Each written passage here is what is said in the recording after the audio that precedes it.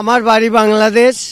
আমি বড় আশা করে আসেছি, 12 বছর পর একবার করে হয়। বাংলাদেশ থেকে এসেছেন? হ্যাঁ। কিভাবে এলেন বাংলাদেশ? বাংলাদেশ থেকে অনেক কষ্ট করে স্বীকার করে আসেছি, যাই হোক ভক্ত হিসাবে।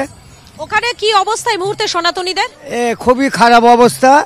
এখন এই সান্ত্বনা দেওয়ার জন্য নেতা খেতা অনেক রকম সান্ত্বনা দিচ্ছে, কিন্তু অত্যাচার খুব চলিচ্ছে।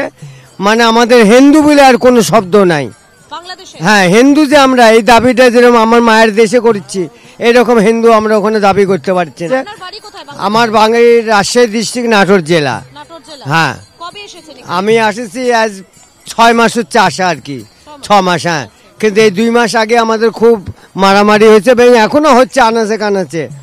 সান্ত্বনা দেওয়ার জন্য নেতা খেতে অনেক রকম মিথ্যে কথা বলছে, কিন্তু সত্য যেটা সেটা আমরা হিন্দু বলে দাবি করতে পারছি না। ওখানে সনাতনীদের উপর অত্যাচার চলছে। চলছে এবং ঠাকুর ঘর ভেঙে ফেলিচ্ছে, মা বোনদের উপর অত্যাচার হচ্ছে এবং বামুন যারা পূজারী তাদের কেটে ফেলে দিচ্ছে বাংলাদেশে। ভয় লাগিচ্ছে। এবং আমরা যে এখানে আসি হিন্দুস্তানে, অনেক শান্তিতে আছি, গাছতলা থাকলেও অনেক শান্তিতে আছি।